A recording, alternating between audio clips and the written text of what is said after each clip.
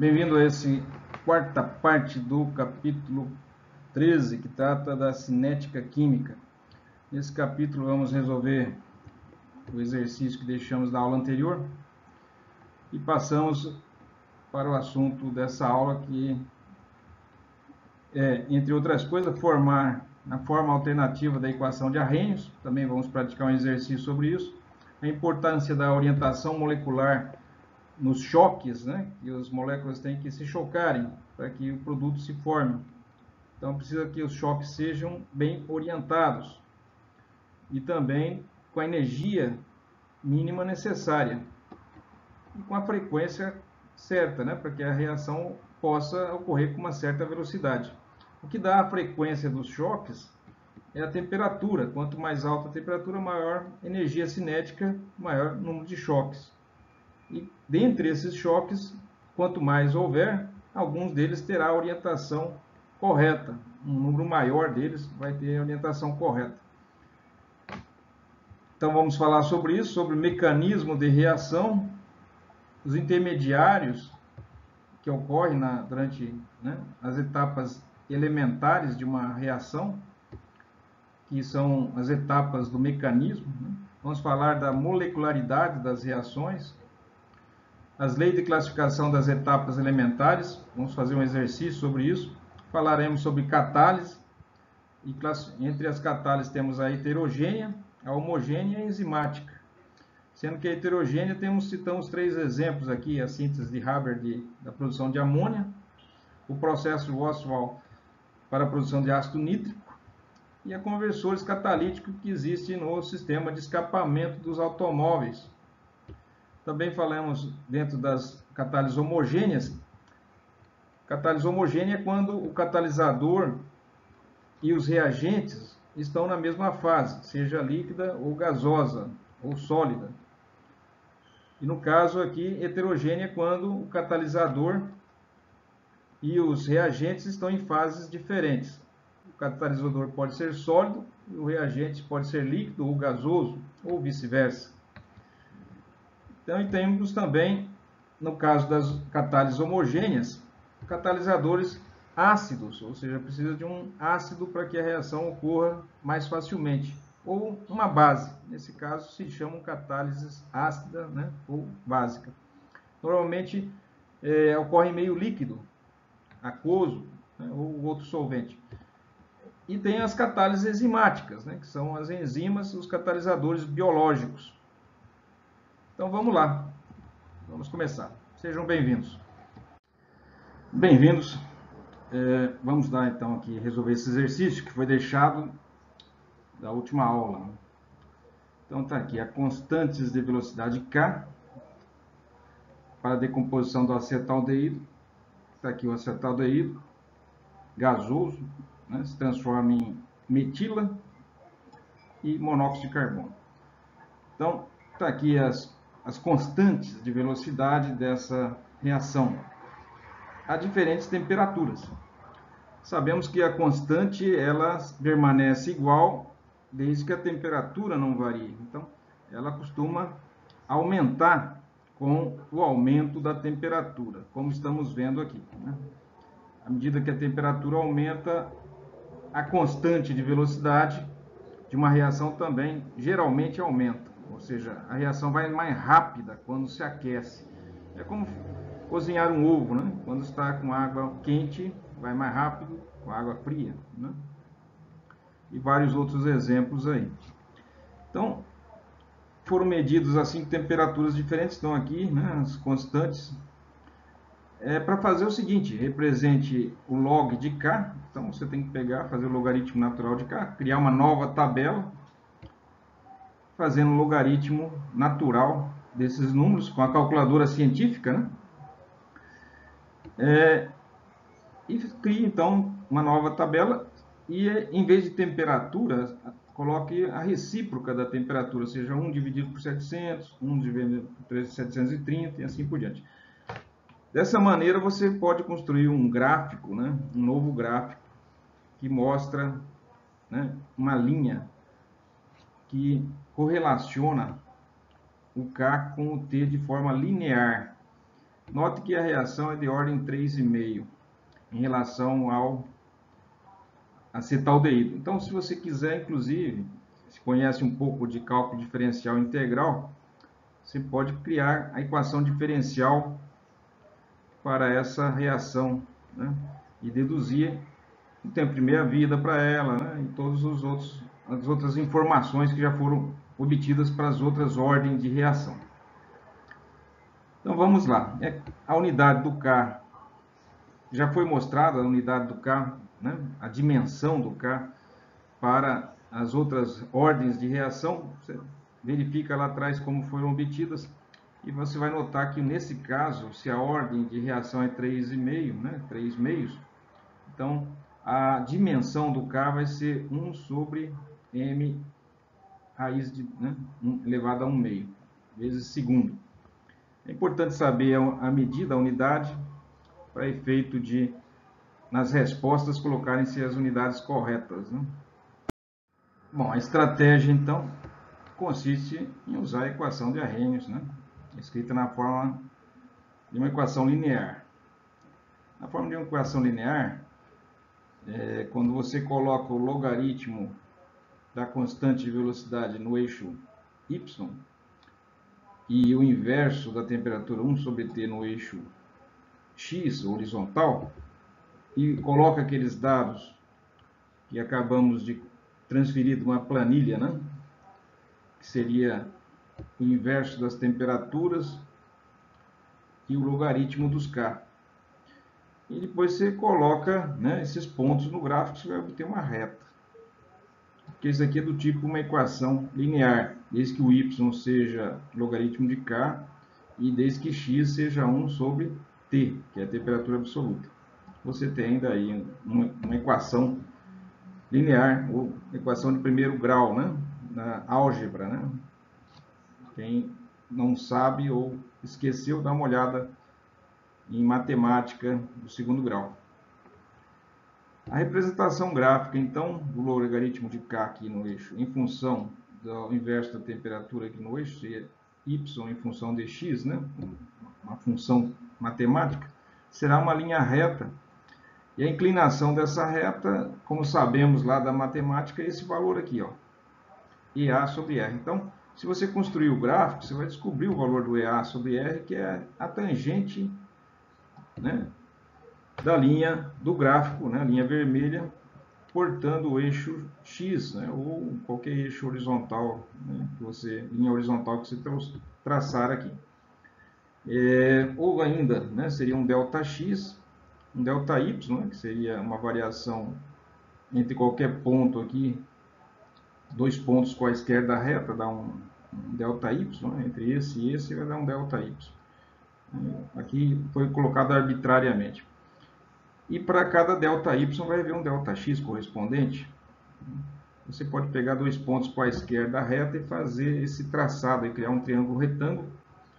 E a tangente seria, né, desse ângulo formado aqui no cateto adjacente, né, com a reta, que é, no caso aqui faz o papel da hipotenusa.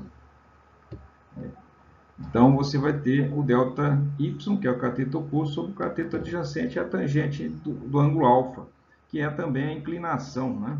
Inclinação que é justamente a energia de ativação sobre R. Como sabemos o valor de R e sabemos o valor da inclinação, descobrimos a energia de ativação.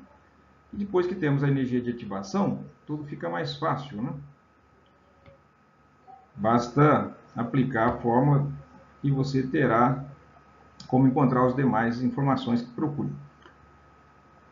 Assim, a energia de ativação pode ser determinada a partir da inclinação da reta, como já dissemos, né?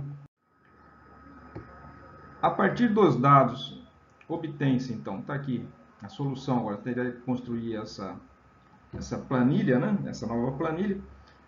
Logo que nós tínhamos o K, né? Uma planilha com os valores de K, é só fazer o logaritmo do K, logaritmo natural, calculadora, se obtém esses valores. Como foram dados as temperaturas absolutas, é só fazer o inverso, né? Uma recíproca da temperatura. Usa a calculadora, está aqui os valores. Então, você coloca isso num gráfico e cria-se uma reta, né? Certo? E aí, a partir daí, você obtém a inclinação, a tangente de alfa. A representação gráfica desses resultados é representada aqui assim. A inclinação da reta é calculada a partir das coordenadas de dois pontos quaisquer, né? Qualquer dois pontos aqui. Ele pegou um ponto aqui em cima e outro ponto aqui que estão sobre a reta, né? É melhor pontos que já foram plotados, né? Esses que já estão aqui, mas tudo bem. Então, o delta y vai ser, né, 0,45, essa distância delta y aqui vai ser 0,45, que é esse ponto aqui em cima, menos 4. Né? Então, 45 menos 4. Esse aqui está em torno de 4, e esse ponto aqui em cima está em torno de 0,45. Então, o delta y é um ponto menos outro, para descalcular essa distância, né? Da cateto oposto aqui, é 4 menos, né, 0,45. E o ΔX, que é essa distância aqui, né, aqui estaria em torno de 1, né, em torno de 1,4 a 1,24. De 1,24 que estaria por aqui assim, até 1,4 que estaria por aqui assim.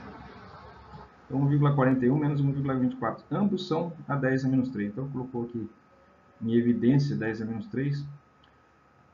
E divide, né? E daí você obtém a inclinação, que é nada mais do que o A, né, dividido por R. Ainda não é isso aqui ainda não é a energia de ativação. A energia de ativação dividido por R, é a inclinação. Né? A inclinação é menos a energia de ativação dividido por R. Como a gente obteve a inclinação como sendo esse valor, os dois são negativos, corta. Fica que a energia de ativação é o R, né, que vai multiplicando 8,314, que vai multiplicando 2,09 vezes 10 a quarta. Então, multiplica a energia de ativação, vai ser 1,74 vezes 10 a quinta joules por mol. Você pode transformar em quilojoules, que são milhares de joules, né? E daí vai dar 10 ao quadrado quilojoules por mol. Então, você encontrou a energia de ativação, importante informação experimental, que é a energia de ativação para que uma reação ocorra. Se ela for muito elevada, a reação não, né, dificulta o progresso da reação. Ela é mais lenta, no mínimo, e às vezes nem ocorre. Se ela for uma energia de ativação menor, a reação, né, existirá mais moléculas ou reagentes que tenha essa energia e vai acontecer a reação aos poucos. Ao menos com as moléculas que tenham essa energia a uma certa temperatura. Se você aumenta a temperatura, a população de moléculas ou de reagentes que têm essa energia de ativação vai aumentando e, consequentemente, a reação vai ocorrendo, porque elas vão, vão transpassando aquela montanha, aquela barreira energética que é a energia de ativação. Verificar. É importante notar que, embora a constante de velocidade tenha as unidades, né, 1 metro por segundo, a quantidade log de K é adimensional. Você não consegue, não se faz, né, não se calcula o logaritmo de uma unidade. Então, quando você faz operações de multiplicação, divisão, tudo bem. Você multiplica as unidades, divide as unidades, tudo bem. Agora, quando faz logaritmo ou radiciação de unidades, logaritmo de unidade não se faz. Né? Então, não usa algebricamente, não faz operações aí algébricas de radiciação, né? No caso aí, logaritmo, né? de dimensões, né? Metros, centímetros, quilômetros, mol, segundo. Né? Bom, existe uma forma alternativa da equação de Arrhenius, que pode facilitar, né? A gente já viu. Então, como que se deduz essa forma alternativa da equação de Arrhenius? Você faz a constante, obtém a constante de velocidade da reação em duas temperaturas diferentes. Então, você tem a constante de velocidade K1 a uma temperatura T1. O resto, né, se mantém. O logaritmo da frequência de batidas, né, e a energia de ativação, né, e o R. E numa segunda, né, situação, você tem uma nova constante de ativação, né, constante de velocidade de reação, K2, para uma temperatura T2. A energia de ativação se mantém e o R também se mantém. Dessas duas equações, você nota que temos algumas coisas que se mantiveram constantes, né? A energia de ativação é a mesma, o R, a constante dos gases, se mantém igual, e o logaritmo aqui natural da frequência de choques, né, se mantém igual. Essa frequência é a frequência, né, efetiva de choques que leva à reação. Então você pode isolar o LA em um e o LA no outro e igualar o restante. Ou seja, o LA, que é daqui e também é daqui, vai ser igual, manda esse menos, né, esse menos aqui para o outro lado, esse N energia sobre R multiplicado por 1 sobre T, essa parcela é levada para o outro lado com sinal contrário. Aqui também, você manda esse valor aqui, essa parcela aqui, com sinal negativo, para o outro lado com sinal trocado. E daí fica que LA é igual a logaritmo natural de K1, que já está lá do outro lado, mais, né, porque foi esse aqui, foi com o sinal trocado para o outro lado. E também o mesmo vai acontecer aqui, né? Então vai ser igual ao log de... Também isso aqui é igual a LA. Isso aqui vai para o outro lado, log de K está lá do outro lado, com mais. Então eu posso igualar agora, como todos, né, todos esses dois blocos aqui, né, é igual a LA, e esse outro bloco aqui também é igual a LA, eu isolei o LA, né, logaritmo natural de A, em ambos, né, em ambas as equações, eu posso igualar elas. E ao igualar elas eu posso, né, jogar agora, colocar os termos de logaritmo natural das constantes do mesmo lado e esses valores de temperatura também do lado direito, né? Então eu faço, né, quando eu coloco o logaritmo de K1 aqui e mando o logaritmo de K2 para o mesmo lado, ele vem subtraindo. Subtrações de duas constantes é a mesma coisa, né? Logaritmo, né, de duas constantes que estão subtraindo é a mesma coisa de logaritmo de uma fração. E é igual a R1 e a R2 aqui, eu coloco em evidência 1T1, 1T2 menos 1T1, certo? Então, o que se fez aqui é levar esse bloco aqui, né, essa parcela para o lado direito, e esse logaritmo de K, né, logaritmo natural de K2 para o lado esquerdo. Daí fica uma subtração, logaritmo de K1 menos logaritmo de K2 que veio.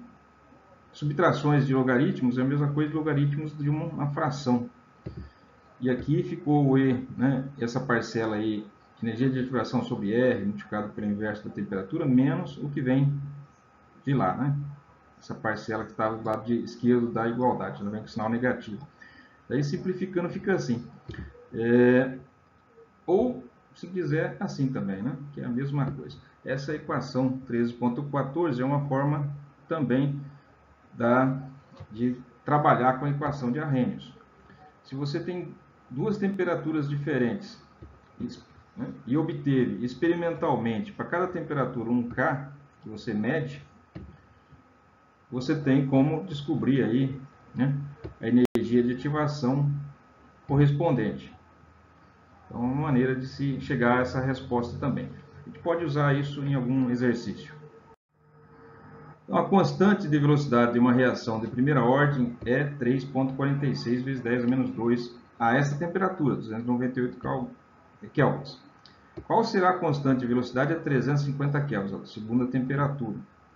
E se a energia de ativação para a reação for 50,2. Agora é só aplicação direta de fórmula. Foi dado duas temperaturas, foi dado, né, esse valor aqui do K1, foi dada a energia de ativação, então é só substituir direto, né, aplicação direta de fórmula. Estratégia. A forma modificada da equação de Arrhenius, que a gente acabou de deduzir, relaciona os valores de duas constantes de velocidades obtidas a duas temperaturas diferentes, né? A equação 13 e 14 que a gente acabou de mostrar. Certifique-se de que as unidades R e EA são coerentes, ou seja, estão nas mesmas unidades. Cuidado que o R, né, se ele está em atmosfera, né, ou se ele está, né, em joules, né, então tem que ter a mesma unidade. Solução. Os dados são K1 é 3,46 vezes 10 ao quadrado, né, menos 2 segundo. O K2 é o que ele pergunta. A temperatura 1, no qual essa constante de velocidade foi obtida, é 298 kelvins. Temperatura 2, no qual ele quer saber qual vai ser o novo K, né, a constante de velocidade, nova constante de velocidade, a temperatura subiu para 350. Então, substituindo na equação 13 e 14 que a gente acabou de deduzir, logaritmo natural, né, desse valor aqui, do K1, sobre o K2. Né? Temos que fazer essa divisão aqui, K1 sobre K2. Vai ser igual 50,2 vezes 10 à terceira, né, dividido por 8,314. Aqui está as diferenças de temperaturas, né? Multiplica as temperaturas no denominador e subtrai no numerador. E esse daqui é um dado fornecido, é o A, né? Então, você tem o A, né, a energia de ativação. O EA está aqui. Então, se você já tem a energia de ativação, está aqui. Tem o R, está aqui. Tem a temperatura 1 e a temperatura 2. Multiplica embaixo e subtrai em cima. Você resolve essa equação, né, facilmente. Expressando o EA em joules por mol, para ser coerente com a unidade do R. Né? Note que a energia de ativação tem que estar na mesma unidade. Então, toma cuidado. Resolvendo a equação, obtemos. Então, deu menos 3,01 aqui, né? Do lado direito da igualdade. Então, você tem que pegar o logaritmo natural, tem uma base E, elevado a esse expoente, vai ser igual a esse valor da fração aqui. Pela definição de logaritmos, né? Lembre lá as propriedades do logaritmo. Logaritmo de uma divisão, logaritmo de uma multiplicação, de uma potência, né? A definição de logaritmo. Né? Então, se você tem aqui um ezinho, que é a base dos logaritmos naturais, você leva ele para o outro lado da igualdade, tendo esse expoente aqui, e igualando com esse valor. Isso aí é a própria definição de logaritmo, significa isso. Né? Então, está aqui. Quando você pega e usa a calculadora, né, para descobrir esses valores, o E é um número, né? Está lá, é uma constante, se encontra na calculadora, elevado a 3,01. Você consegue resolver isso. Tem lá uma função na calculadora científica, E elevado a x. Aí você coloca o x igual a menos 301. E daí esse resultado você traz aqui dividindo, né? Esse valor que é o numerador, esse que vem dividindo, vem no lugar onde está o K2. E o K2 vai para o outro lado do sinal de igualdade, mostrando K2 igual, né? Que viria a ser o que está do lado esquerdo, já colocou do lado direito. Então, esse valor aqui dividido por E elevado a 301 vai ser essa unidade aí, mantém, né? Menos segunda menos 1. Então, esse é o K2. Então, descobrimos o novo K2, é o que está pedindo. Né? A constante de velocidade deve ser mais elevada à temperatura mais alta. E assim aconteceu. Né? Esse valor é superior ao K1. O K1 era 3,46. E agora, né, elevado vezes 10 a menos 2, ou seja, centésimo, 3,46 centésimos. Isso aqui já é um valor maior que 3,46 vezes 10 a menos 2. Então, aumentou o K2 porque a temperatura aumentou. Importância da orientação molecular. Então, durante uma reação, nós falamos que nem sempre aqueles coeficientes da reação, né, os coeficientes aqui, o número 1, né, 1 aqui para o CO, 1 para o NO2, dá 1 para CO2, 1 para NO. Quando a gente monta a equação, na equação da velocidade da reação, a gente usa um K, né, que é a constante de velocidade, multiplicado pela concentração molar de CO, multiplicado pela concentração molar do NO, e eles estão elevados a x e y. Por que esses x e y não são os coeficientes da reação? Seriam se as reações fossem perfeitas, mas existem uma série de interferentes aí. Se todos os choques, né, fossem produtivos, mas mesmo os choques e as moléculas ocorrem entre elas, podem ser infrutíferos.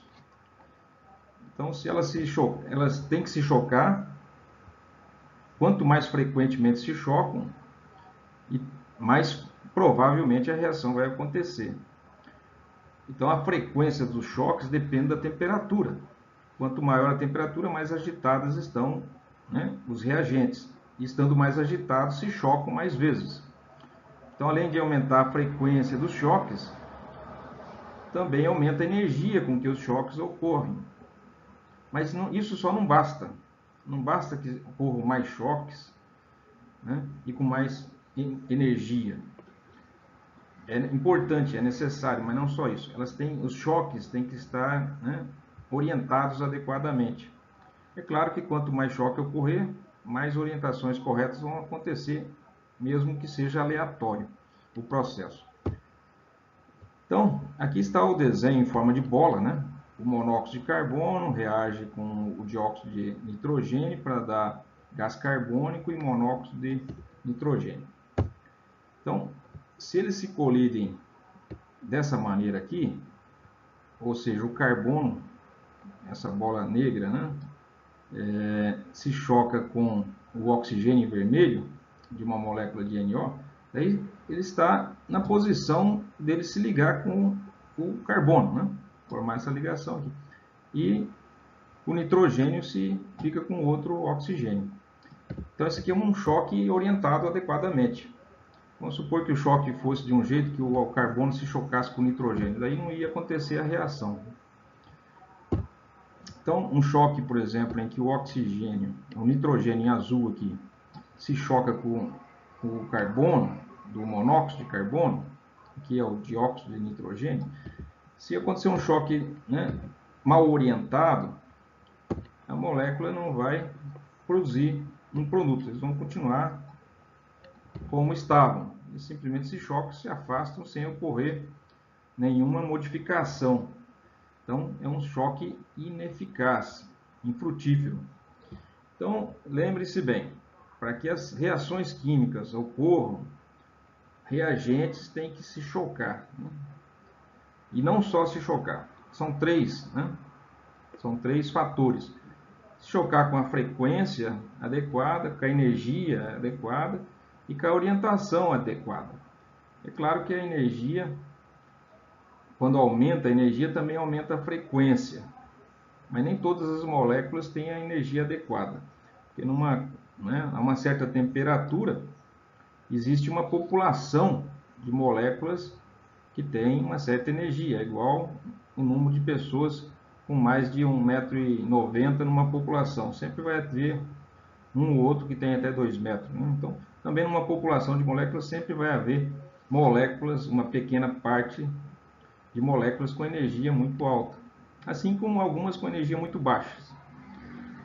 Mas se você aumentar a temperatura do meio, a quantidade de moléculas com energia mais elevada, né, começa a ter uma população maior de moléculas com energias mais elevadas, o que favorece que a reação ocorra. Os choques vão ocorrer com mais frequência e vai haver mais choques com energia suficiente para que a reação ocorra. Ou seja, os choques têm que ocorrer com uma energia superior à energia de ativação para que a reação ocorra. E também tem que ser choques bem orientados, senão a reação, a energia do choque não vai resultar em formação de produtos. Então, isso daí são características que dependem do reagente, né? Da geometria do reagente. Se uma molécula muito grande pode se chocar em vários pontos pouco reativos da molécula, ou inertes da molécula, e em outros pontos ela aconteceria a reação se o choque ocorresse. Então, tem que ver a geometria da molécula também. Então, é por isso que não podemos saber a ordem da reação, simplesmente por causa dos seus coeficientes. Também existe a questão do mecanismo da reação. Às vezes a reação ocorre em diversos passos. Então, um passo pode ser mais lento, outro passo mais rápido. Cada um desses passos tem uma ordem de reação específica. Quando olhamos a reação como um todo, podemos imaginar que a ordem seja, né, uma ordem qualquer.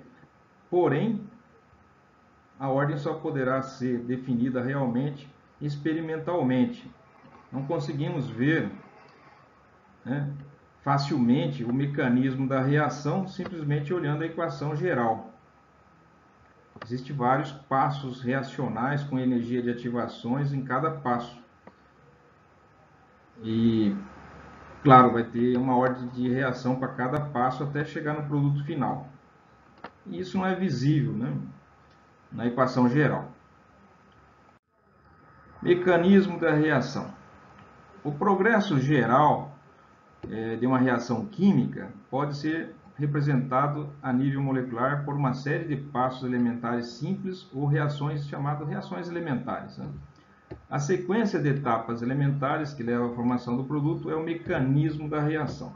O mecanismo é muito importante para se entender, né, o porquê que uma reação acontece mais rapidamente, menos rapidamente, ou o que você tem que fazer para a reação ser mais efetiva, o que catalisador pode ser desenhado para que essa reação seja acelerada, ou se ela vai acontecer melhor com um reagente do que com outro. Se você conhece o mecanismo, você tem como alterar se vai precisar aquecer ou não, vai levar mais tempo ou não. Então, isso tudo é muito importante, conhecer o mecanismo da reação. Então, numa reação como essa aqui, ó, 2 monóxido de nitrogênio com oxigênio gasoso para formar dióxido de nitrogênio gasoso, não é detectada a presença desse reagente aqui. De onde surgiu esse reagente? Ele não vê esse reagente na equação geral, né? Mas ele é um intermediário, ele se forma no decorrer da reação. Então tem coisas acontecendo aí que não estão sendo mostradas na equação geral. E quando conhecemos o mecanismo da reação, sim, daí vamos saber de onde que surgiu esse dióxido de nitrogênio aqui, durante o processo. O que acontece, de fato, é que são dois passos elementares. A coisa não acontece com um choque triplo, né, entre duas moléculas de nitrogênio, óxido de nitrogênio aqui, com uma molécula de oxigênio, ou seja, não é que essas, né, 3 moléculas aqui, uma de oxigênio e 2 de monóxido de nitrogênio, se choquem ao mesmo tempo e já dá origem a 2, né? Desse choque sai 2 moléculas de produto. A coisa é um pouco mais complexa, ainda que o resultado seja esse, de fato, né? Está aqui na equação geral. Existem passos elementares. E esses passos elementares é que muda a ordem geral da reação, porque cada passo elementar tem uma ordem de reação específica. Então, o monóxido de nitrogênio, 2 moléculas de monóxido de nitrogênio, a princípio se chocam entre elas para gerar o dióxido de nitrogênio, que pode ser detectado. E deve ser detectado de alguma maneira, caso a reação ocorra de fato por essa via. Então você não pode teorizar que algo vai acontecer e não encontrar na reação, né? Não existem fatos experimentais que corroborem a sua teoria. Então, o primeiro passo é esse. O segundo passo, uma vez formado essa molécula, a dimerização, né, por assim dizer, 2 moléculas de monóxido de nitrogênio, se transformam numa única molécula de dióxido de nitrogênio, ou seja, dimerizou, né? Daí, uma vez dimerizadas, aí sim que ela se choca numa segunda etapa elementar, se choca com oxigênio para dar 2 moléculas de dióxido de nitrogênio.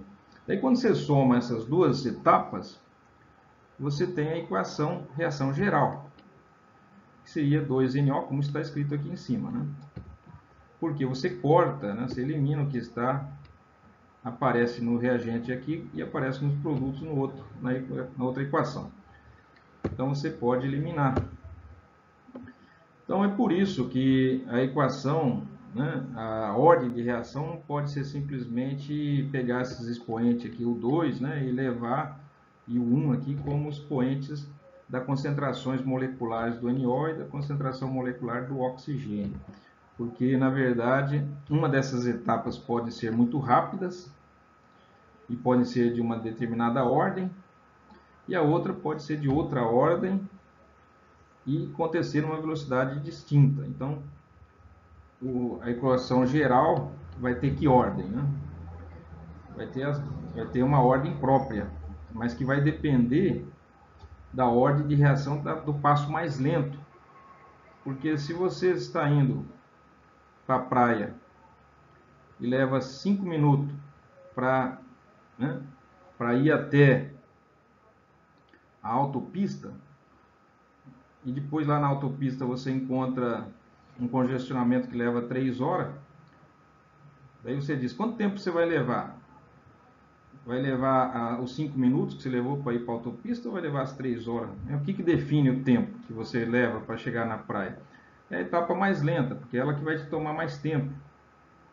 Então, sempre que se for analisar a velocidade de uma reação, o gargalo, o que está retardando, o que está dominando a velocidade, é a etapa lenta. É ela que vai ditar, né, amplamente a velocidade da reação. Ou seja, a etapa lenta ela que retarda, né, o resultado final. Não vai ser por causa dos 5 minutos que você vai chegar atrasado, ou sim por causa das 3 horas que você fica no congestionamento. Então, mecanismo. É assim o mecanismo, né? Primeira etapa elementar. Se chama etapa elementar porque não tem como simplificar. Ela é etapa única, né? Ela não tem subdivisões.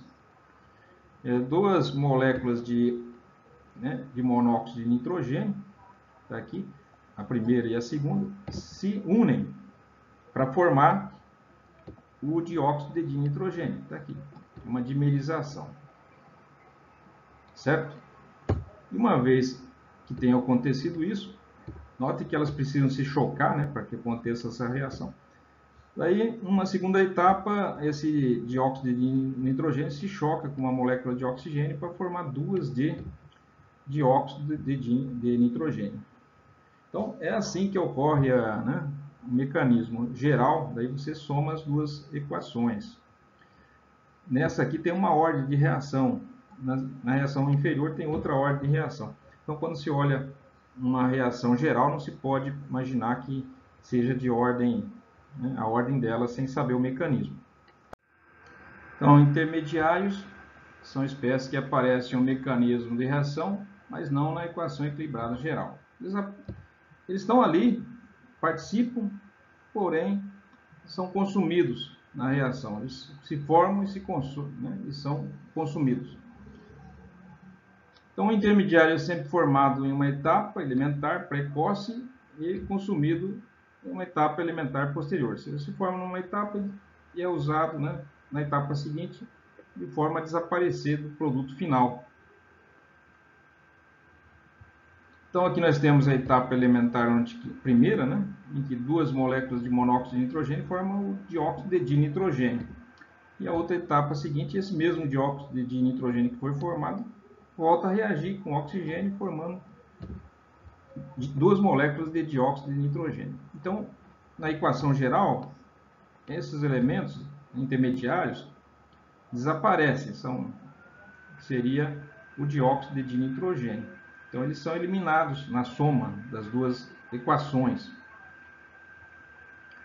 A molecularidade é uma outra, um dado importante, conceito importante de uma reação, é o número de moléculas reagindo em um passo elementar. Então, aqui nesse passo elementar primeiro, aqui, temos duas moléculas de óxido de nitrogênio. As duas. Então, a molecularidade é 2, porque são duas moléculas. na etapa seguinte aqui, também são duas moléculas reagindo, né? O dióxido de nitrogênio e o oxigênio. Também é bimolecular. E na última aqui seria trimolecular, né? Porque são 3 moléculas. Então, e também existem reações do tipo unimolecular, quando o aquecimento causa a ruptura de uma molécula para gerar produtos, uma decomposição ou pirólise, né? Ou até mesmo aquele exemplo já mostrado em outra ocasião, do ciclo propeno se transformar em propeno, né? O ciclo propano se transformar em propeno. Ou uma interconversão de um tipo cis no tipo trans. Então são unimoleculares. Então as molecularidades de uma reação é o número de moléculas reagindo em um passo elementar. Então existem reações unimoleculares, bimoleculares, mais raramente trimoleculares, que seria uma reação em uma etapa elementar do mecanismo em que 3 moléculas têm que se chocar com a energia de todas elas de forma adequada e também orientadas todas elas adequadamente. É muito raro isso, né? Mas ocorre ainda, né? Bom, leis de classificação das etapas elementares, né? Como que se classifica em termos de, né, as etapas elementares? Tem uma lei de velocidade, né, uma ordem de reação para cada etapa elementar.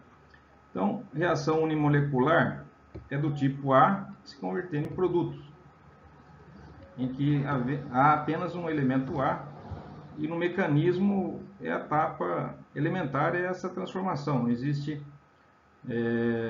né, passos outros elementares, só é um passo elementar do composto A se convertendo em produtos. Então é unimolecular. A velocidade vai ser K, que é uma constante, multiplicada pela concentração molecular de A, né? Concentração molar, né? Reações bimoleculares temos, se ela está acontecendo sem, né, etapas intermediárias, lembre-se bem, etapas são etapas elementares de um mecanismo de reação.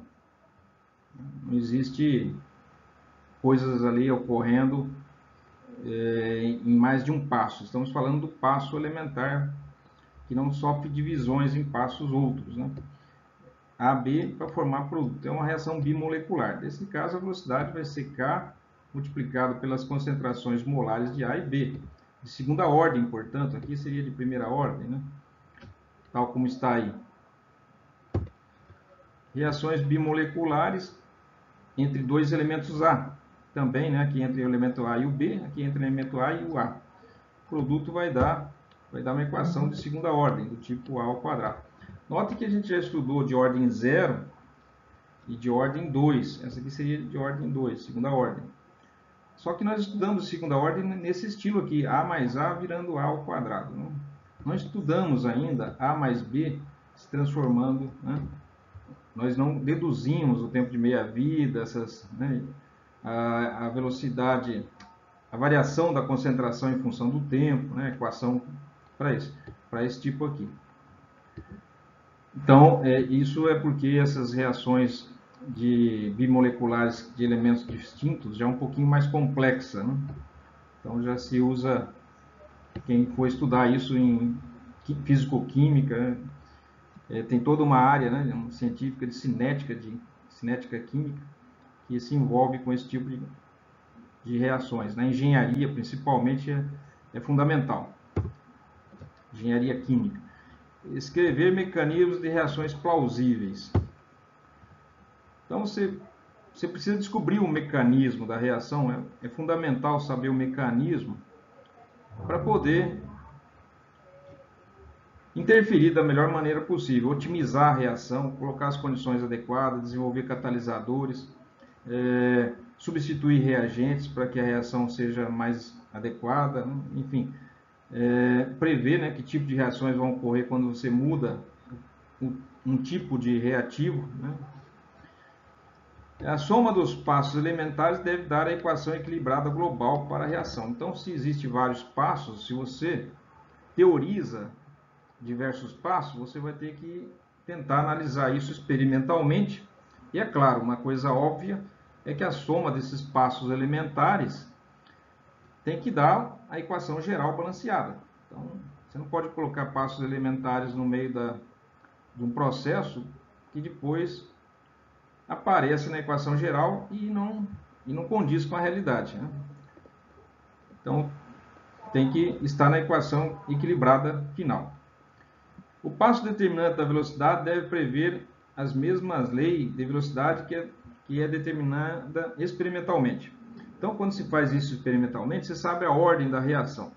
A ordem da reação deve ser igual, né, ao passo mais lento que determina a velocidade da reação. Então, a ordem da reação vai ser a ordem mais próxima da fase, da etapa elementar mais lenta. E o passo determinante da velocidade deve prever a mesma lei da velocidade que é determinada experimentalmente. Ou seja, você tem que fazer algo experimental e que corresponda à sua lei que você está teorizando, né? E que segue o mecanismo que você está teorizando. O passo determinante da velocidade global é o passo mais lento na sequência de etapas que leva à formação do produto. Então, é sempre importante. Então, se você vai para a praia e leva 20 minutos para percorrer 100 km e os últimos 5 km leva 5 horas de congestionamento, o que vai pesar mais no resultado final do tempo total é os últimos 5 km que está em congestionamento, né? Então, a etapa lenta é a que vai governar, ou que vai ter mais influência sobre o tempo total da reação. Não vai ser os 1%, né, de tempo que se leva para ir até a rodovia principal, até a chegada da cidade. Vai ser aqueles 5 horas que você fica no congestionamento na saída ou na entrada da cidade. Então, a sequência de etapas no estudo de um mecanismo de reação você vai ter que fazer medidas da velocidade da reação experimental, vai ver com o correr do tempo quanto produto vai se formar, quanto reagente vai ser consumido. Você faz isso por mudanças colorimétricas, você pode fazer isso com pressões, né, que se o produto, né, o reagente ou o produto são gasosos. Depois você formula, né, com base nisso, você faz gráficos e formula a lei da velocidade para essa reação e descobre a constante, né? E a partir disso, dessas informações, você pode prever ou, né, teorizar ou formular, né, um mecanismo de reação. Esses dados farmacocinéticos, né, da cinética química, da cinética química, farmacocinético é tema de farmacologia, cinética química, né? A cinética química, essas informações de cinética são fundamentais para se prever ou teorizar ou formular um mecanismo de reação que possa corresponder aos dados experimentais. E nesse mecanismo de reação, se tiver um intermediário, esse intermediário deve ser detectado. Então, se você teoriza que se forma um intermediário entre o composto A até chegar no composto B, existiu um elemento de transição ali, né, um intermediário, que se forma e desaparece ao longo do processo, ele tem que ser detectado, né? Nem que seja de forma fugaz, né? Mas ele deve aparecer nos detectores sensíveis, né? Senão também isso pode fragilizar a sua teoria. Então aqui temos mais um exercício. A decomposição em fase gasosa do óxido nitroso, está aqui, acredita-se que ocorra através de duas etapas elementares. Primeiro, o nitrogênio se rompe a molécula, né? O nitrogênio forma nitrogênio gasoso e o oxigênio atômico. Depois, numa etapa seguinte, uma nova molécula de óxido de dinitrogênio reage com o oxigênio atômico para formar nitrogênio gasoso e oxigênio molecular agora. Então, experimentalmente, a lei da velocidade encontrada foi: quando você faz, né, os dados experimentais, faz as medidas, faz um gráfico, né, faz uma planilha, você obtém informações que permitem você, como já foi visto, né, nos exercícios, na teoria desse capítulo, se você chega numa equação de velocidade experimental. Só que o fato de você ter uma equação de velocidade experimental não te diz o mecanismo. Então você pode teorizar o mecanismo ou comprovar um mecanismo através da equação de velocidade. Escreva a equação para a reação geral. Então tem que somar as duas, né? Muito fácil. Identifique o intermediário. Quem seria o intermediário aqui? O oxigênio atômico, né? Que ele aparece aqui e desaparece aqui. O que você pode dizer sobre a velocidade relativa dos passos 1 e 2? Qual seria o mais rápido? Qual seria o mais lento? Eu diria que o passo mais lento seria o K1, que quebra a molécula, né? O passo 2 se formam ligações químicas novas. Então parece ser uma etapa mais rápida. Então, etapa 1 seria lenta, seria que governaria a velocidade total da reação. E seria o K1, então, né, que ia a parte mais lenta, né, a parte congestionada do percurso. Vamos ver. Estratégia. Para o item A. Uma vez que a reação global pode ser decomposta em etapas elementares, o conhecimento destas permite escrever a equação global. Tudo bem, né? É a lógica. Quais são as características de uma espécie intermediária? Ela tem que ser instável, né? Tem que ser formada numa etapa anterior e consumida na etapa seguinte. Essa espécie aparece na reação global? A gente já viu lá, aparece. Como é definida a etapa elementar que será determinante da velocidade da reação? É a mais lenta, né? Como você pode tentar, né, deduzir pelas energias gastas de ativação. Quanto a etapa que tiver energia de ativação mais elevada é a mais lenta. Energia mais elevada significa que tem que quebrar ligações químicas. Gasta-se mais energia por isso. Como o conhecimento da etapa determinando da velocidade da reação ajuda na formulação da lei da velocidade da reação? Bom, vamos ver isso. Adicionando as equações correspondentes às etapas 1 e 2, né, as etapas elementares 1 e 2, obtém-se a reação global. Isso aí é fácil, era só somar a etapa 1 com a etapa 2, eliminar os elementos que aparecem tanto no reagente quanto no produto, e você tem a equação geral, em que, né, os intermediários, né, desaparecem. O átomo de oxigênio é um intermediário, pois é produzido na primeira etapa elementar e não aparece na equação global. Ele é formado na primeira etapa e consumido na segunda. No item C, se supusermos que a etapa 1 é a determinante da velocidade da reação, então a velocidade da reação global é dada por... Então, se você tem as etapas intermediárias e tem, né, a equação geral da velocidade para cada etapa, então você diz aqui que se ela, né, você faz a equação da velocidade para cada etapa teórica, né, que seria de primeira ordem aqui para N2O, né, K1, né, e é exatamente o valor experimental, né? Então é a etapa 1 que bate com a equação geral. A equação, no caso, a geral não, a experimental, né? A experimental diz exatamente isso.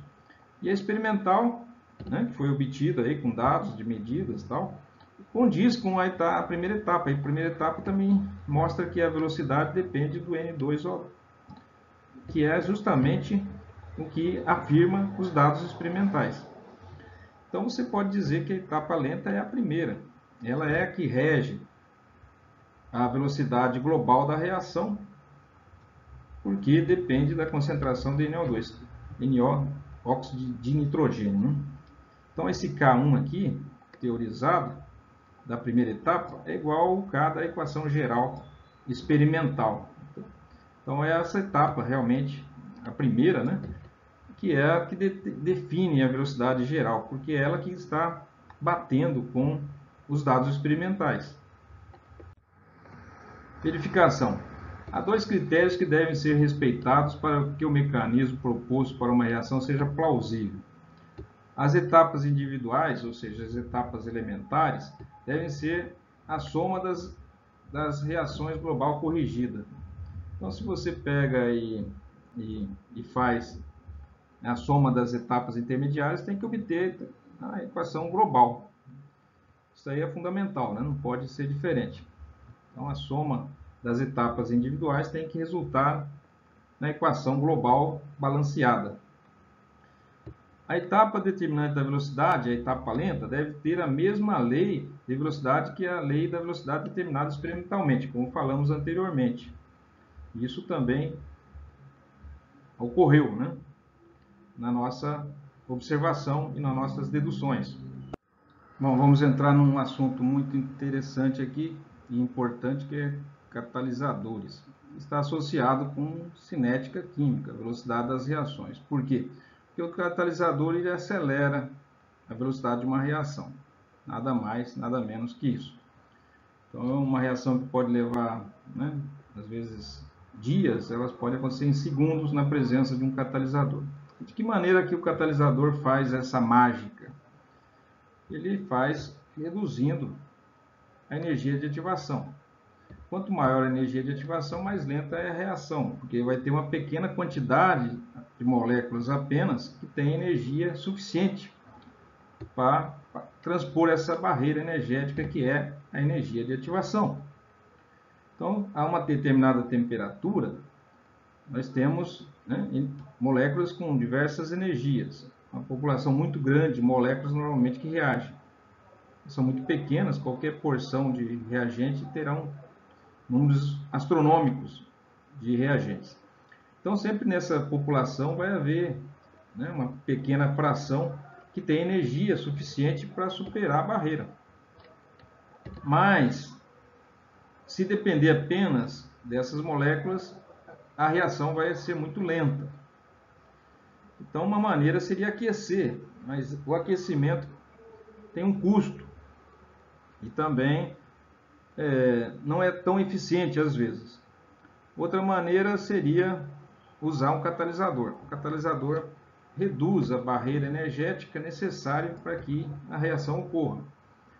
E quando se diminui a barreira energética, sempre vai haver uma quantidade maior de reagentes que têm essa energia suficiente para transpor esse obstáculo aqui, que é a barreira energética, a energia de ativação. Então é isso que faz, né? Um catalisador é uma substância que aumenta a velocidade de uma reação química sem ser consumido. O catalisador ele é como se ele pegasse um reagente do lado aqui, do lado dos reagentes, levasse para o outro lado da barreira e soltasse, né? Consumindo menos energia, por assim dizer, né? Então ele volta, né, íntegro, né? Ele é só um transportador, por assim dizer, né? E não se consome na reação. Ele continua ali até o fim da reação. Você pode reaproveitar ele para fazer outra reação. Quando os catalisadores são caros, é uma prática comum reaproveitar o catalisador para diversas reações, né? Cada vez que for fazer a reação, volta a usar o catalisador. Depois, no final, você reaproveita, recupera ele e coloca ele lá na presença, como se fosse uma poção mágica, né, que favorece a reação. Como se entende isso do ponto de vista matemático?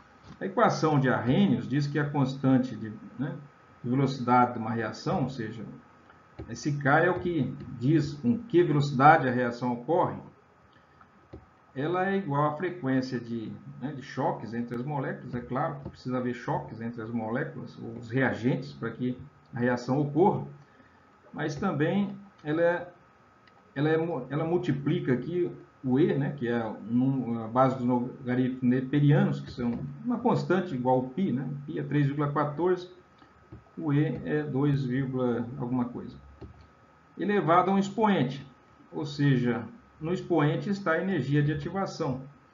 Quanto maior for a energia de ativação, maior vai ser o K. Então, se essa menor vai ser o K, né? Quanto maior a energia de ativação aqui, né? São inversamente proporcionais, porque ele está com valor negativo, né? Então, quanto maior a energia de ativação, menor o K. Estão inversos, né? Por outro lado, quanto maior a temperatura, como está no denominador, menor vai ser, né, maior vai ser o K. Então, se a temperatura aumenta, o K diminui. Agora, se a energia de ativação aumenta, o K também aumenta. Ou seja, quanto maior essa barreira, menor a velocidade da reação. Então, essa daqui é a explicação matemática, porque que leva, né, a reação a aumentar com a diminuição da energia de ativação. A equação já diz, né? Essa equação foi obtida experimentalmente, né, deduzida através de observação. Então, é isso que faz a enzima. Ela diminui a energia de ativação, ela encontra um caminho alternativo que não precisa passar por essa colina de energia aqui, de energia de ativação. Tem um caminho alternativo para os reagentes AB se transformar nos produtos CD sem ter que se formar um intermediário de alta energia. Em vez de eles formar um intermediário de alta energia, a par da enzima, ou seja, do catalisador, eles formam um intermediário com o próprio catalisador. O catalisador se liga de uma maneira tão favorável a uma energia mais baixa com os reagentes e favorece a formação do produto, sem precisar se transformar naquele intermediário de alta energia que teria que existir caso a enzima ou o catalisador não estivesse presente. Então, diminui a energia de ativação. Esse é o mecanismo de ação dos catalisadores e das enzimas também. O fato de ter diminuído a energia de ativação aumenta, né, a constante de velocidade da reação, que é o K, que é isso que a gente quer, que a velocidade aumente. Então, para a reação sem catalisador é assim, uma energia de ativação elevada, aqui uma energia de ativação menor. Então, a velocidade com catalisador vai ser maior que a velocidade sem o catalisador, porque a energia de ativação, né, com o catalisador é menor do que a energia de ativação sem o catalisador. Né? Aqui é sem, aqui é com.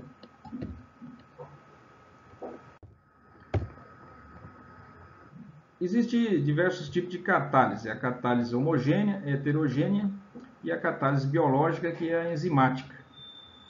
Na catálise homogênea, tanto os reagentes quanto o catalisador estão na mesma fase, ou seja, fase líquida ou fase gasosa.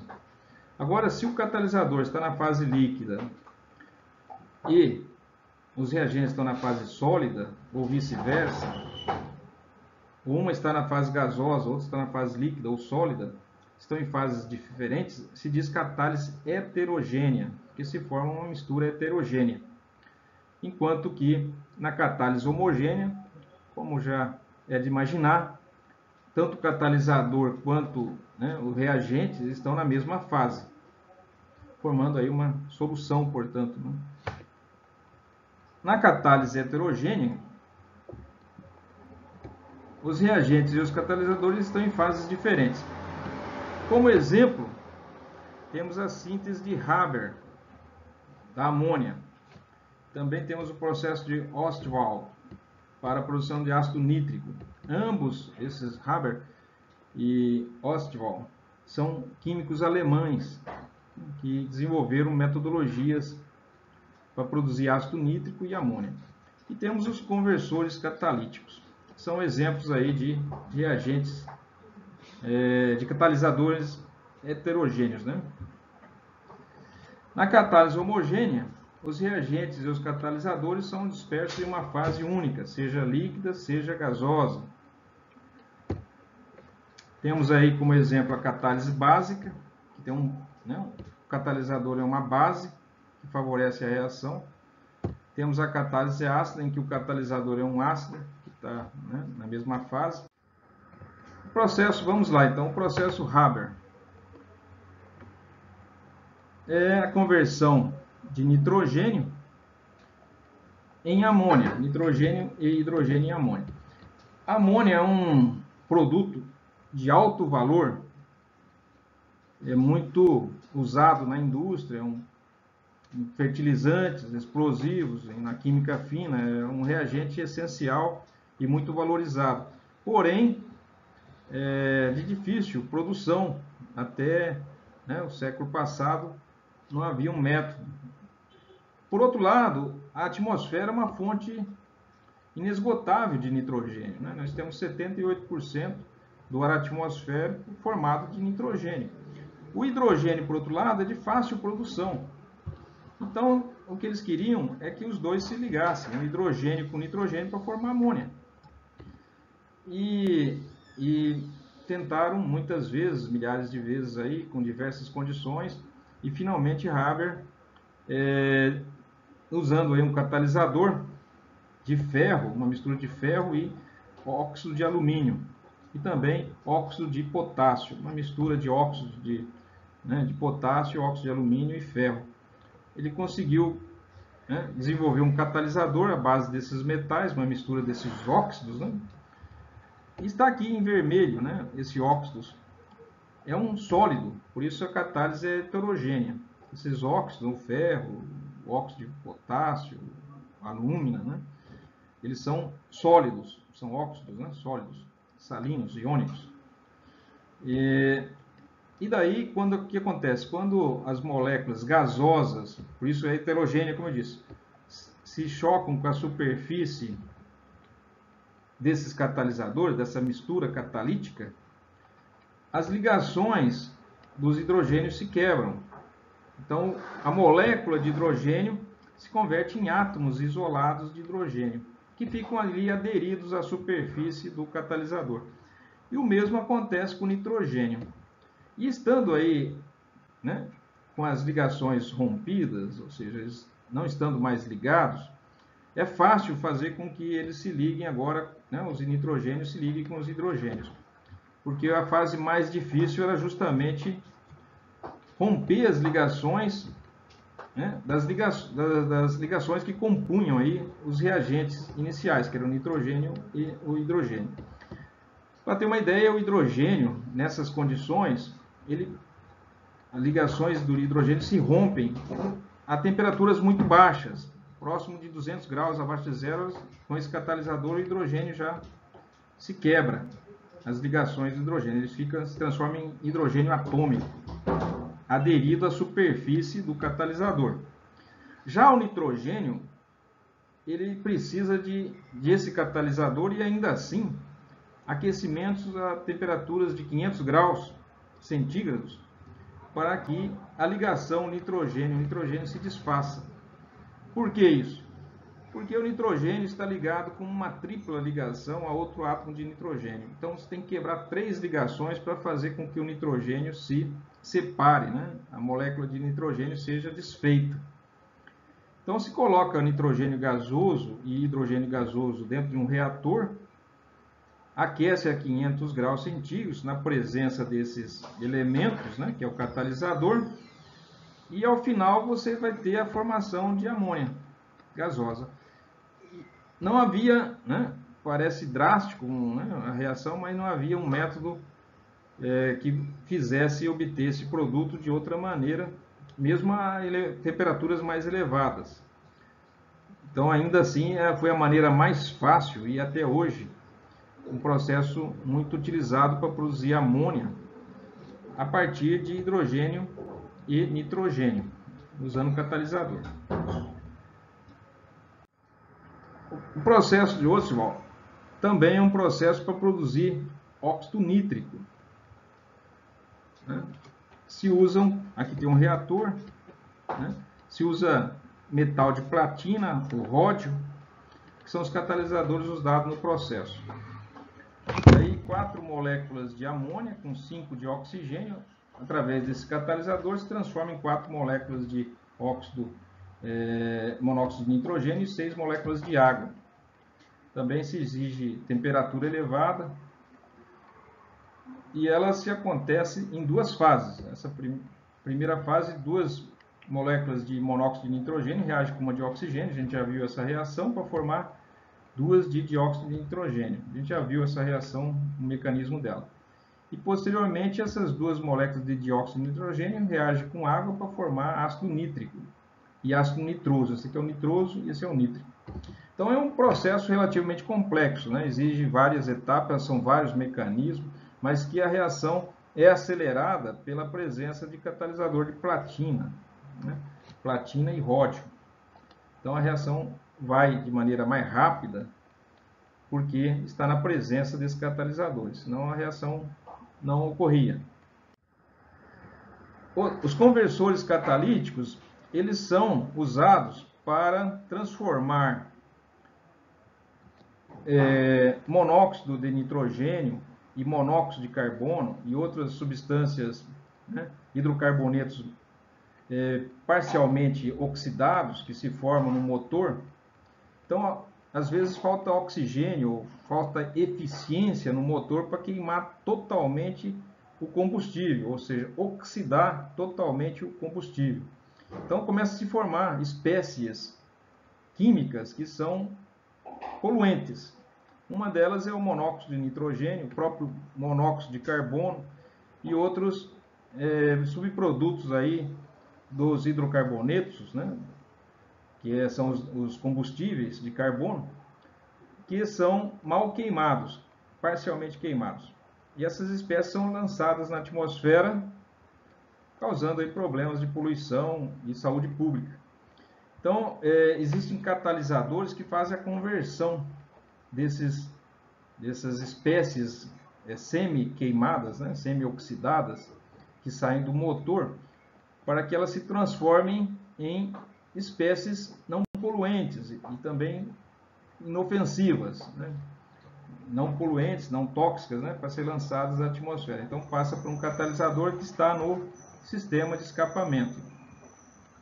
Então temos aqui o motor, onde acontece a queima, extremidade do tubo de escape, compressor de ar, fonte secundária de ar, é lançada para que o ar ajude, né, o oxigênio presente no ar, favoreça essa oxidação catalítica que acontece aqui nos conversores ao longo do sistema de escapamento do carro. Tem um coletor dos gases de escape. Aqui dentro desse sistema de escape existem os conversores catalíticos, que vão fazer, né, a conclusão da oxidação dos materiais parcialmente oxidados que se formaram na câmara de combustão. Então existe, por exemplo, o monóxido de carbono e outros hidrocarbonetos, né, que foram parcialmente queimados ou não queimados. Então alguns aldeídos, né, alguns compostos aí que podem ter atividade tóxica e poluente. Reage com oxigênio adicional, que vem por um compressor secundário de ar, na presença de catalisador, que não está mostrando aqui, faz com que esse monóxido de carbono, que é venenoso, se transforme em CO2 e água. Então usa-se um catalisador. Aqui temos um corte de uma dessas seções do escapamento e mostrando o interior. O interior tem esse material poroso que permite um contato mais adequado com os gases que saem, né, como eu disse, mal oxidados, semi-oxidados da câmara de combustão. Então aqui eles são forçados a reagir com o oxigênio extra, né, que é introduzido, e na presença de catalisadores são convertidos em CO2 e água. Também o monóxido de nitrogênio acaba sofrendo uma reação com 2 moléculas de dióxido de nitrogênio nessas câmaras e se transformando em nitrogênio, né, gasoso, que é inerte, e oxigênio também inerte, que são lançados no escapamento. Então esse tipo de reação são importantes para despoluir, né, ou amenizar os poluentes que são emitidos na queima dos combustíveis. Então, existem catalisadores de conversão. Existem ainda as enzimas que fazem catálise, né? São catalisadores biológicos responsáveis por acelerar as reações bioquímicas do nosso organismo durante o metabolismo. Então, elas são fundamentais, né, para o bom funcionamento, né, para a homeostase. E elas têm assim uma forma, né, uma geometria, uma topografia que permite que os reagentes, que chamamos aqui de substrato, se unam aos locais, né, os locais aqui da enzima, chamados sítios ativos, né? São como cavidades no qual o substrato ou reagente se liga. E o fato dela estar ligado aí na enzima reduz, né, a energia de ativação, ou seja, uma ruptura que teria que ocorrer nas ligações químicas do substrato vai ocorrer de maneira mais fácil ou facilitada quando esse substrato estiver ligado à enzima. Dessa forma, a energia de ativação seria mais elevada caso o substrato não tivesse uma enzima presente, né? Acaba sendo favorecido, sendo facilitado com a formação do complexo enzima-substrato. Então, uma vez ligado, a quebra ocorre de maneira facilitada e os produtos são formados e saem do sítio ativo. Agora, o sentido da reação é favorecido em ambas as direções, ou seja, os produtos podem voltar a se ligar ao sítio ativo e o processo acontecer no sentido inverso. Então, a enzima favorece tanto, reduz a energia de ativação, tanto no sentido do substrato se transformar em produtos, quanto na reação inversa, dos produtos voltarem a se ligarem ao sítio ativo da enzima e voltarem a se converter em substratos. Ou seja, os dois sentidos da reação têm a mesma energia de ativação, tanto no sentido dos reagentes para o produto, quanto do produto por voltar a ser os reagentes de partida, né? O que vai fazer com que a reação vá numa direção ou na outra é a eliminação dos produtos da presença, né, da enzima, ou seja, à medida que os produtos vão se formando, se eles forem sendo retirados da presença aqui, ou da proximidade da enzima, eles já não estarão próximos para voltar a entrar no sítio ativo e retroceder a reação. Então, lá dentro da maquinaria celular, dentro dos compartimentos da célula, ela trata, né, de fazer com que esses produtos sejam levados para outros compartimentos, evitando que o processo retroceda. É tudo uma questão de concentração, né? Se a enzima tiver o substrato, grande quantidade de substrato na presença da enzima, o sentido da reação vai ser na formação de produtos. Agora, se os produtos começarem a se acumular na presença da enzima, pode haver reações no sentido contrário. Para que isso não ocorra, esses produtos podem ser usados por enzimas de passos posteriores, de reações seguintes, fazendo com que esses produtos sejam transformados em outros, evitando aí que eles retrocedam nesse processo. Ou eles, à medida que vão saindo da enzima, vão sendo capturados por por outros processos, outros compartimentos, ou vão sendo, né, se convertendo aí espontaneamente em outro produto, né, e isso evita que a reação retroceda. Aqui está um exemplo da hexoquinase, que é uma das primeiras enzimas da via glicolítica, né, da via da glicólise. Está aqui a glicose, essa molécula em vermelho, aqui o sítio ativo na hexoquinase. Quando a glicose se liga a esse sítio ativo, notem que a hexoquinase sofre uma mudança estrutural, né? A estrutura dela sofre uma deformação, assim como na glicose também ela sofre uma deformação, né? Como a reação para ocorrer necessita que os choques sejam de energia suficiente na frequência adequada, né, e na orientação correta, esse microambiente criado dentro da enzima vai oferecer esses três elementos.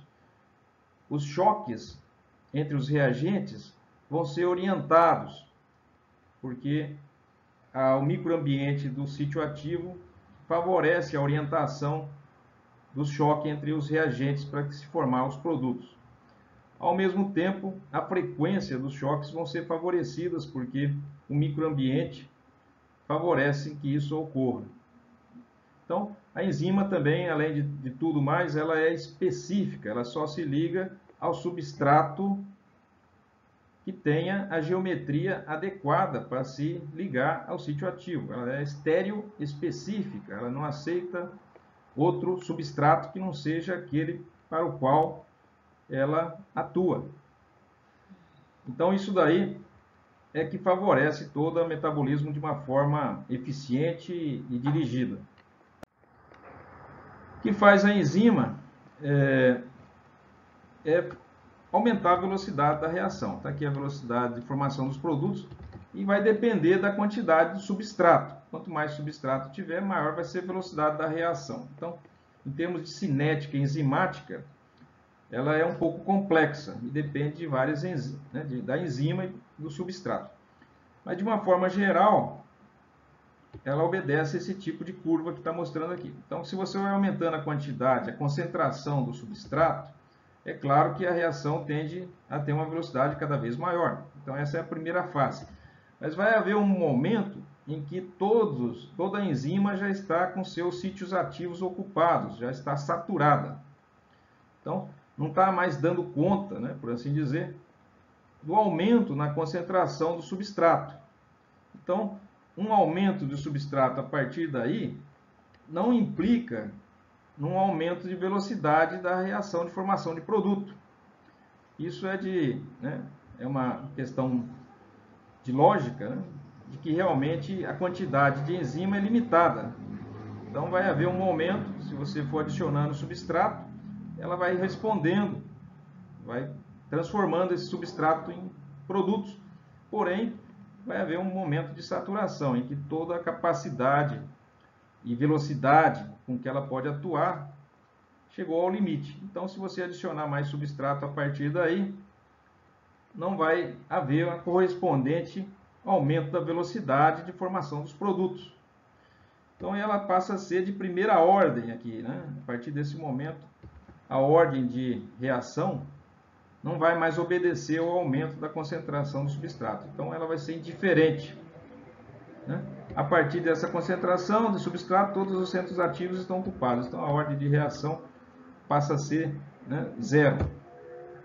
Então, aqui é um equilíbrio, sabe? A gente vai ver equilíbrios no próximo capítulo. Enzima-substrato para dar um complexo enzima-substrato. Ou seja, a enzima tem um sítio ativo, o substrato entra nesse sítio ativo, que é um microambiente propício para que a reação ocorra, tanto em termos geométricos quanto energéticos, favorece a reação. E lá, a energia necessária para que ocorra a ruptura da molécula, a ruptura das ligações para formarem muitas vezes novas ligações, é favorecida. A energia de ativação é reduzida e a reação ocorre de maneira mais rápida nesse sítio ativo. Então, primeiro, o substrato tem que se ligar na enzima. E isso é uma reação química que está em equilíbrio. E é de uma certa ordem, né? Obedece um mecanismo. É uma etapa elementar. Depois, esse complexo enzima-substrato sofre um segundo processo, que é a eliminação, formação do produto e a sua eliminação do sítio ativo. Também obedece uma ordem de reação para isso. Para formar finalmente os produtos, né? E restaurar a enzima para que ela possa atuar em outro substrato. A velocidade, portanto, é a variação na concentração do produto ao longo do tempo. Ou seja, quanto de produto está se formando para cada intervalo de tempo, né? Isso aí é por segundo, né? A velocidade é a quantidade de produto formado, molar, né? O aumento da concentração molar do produto no decorrer do tempo. A velocidade também é igual a uma constante multiplicada pela concentração do complexo, né? Quanto mais complexo haver, formação de complexo haver, maior vai ser a velocidade. Então, a quantidade, né, multiplicado pela uma constante de velocidade de formação desse complexo. Então, isso daqui se pode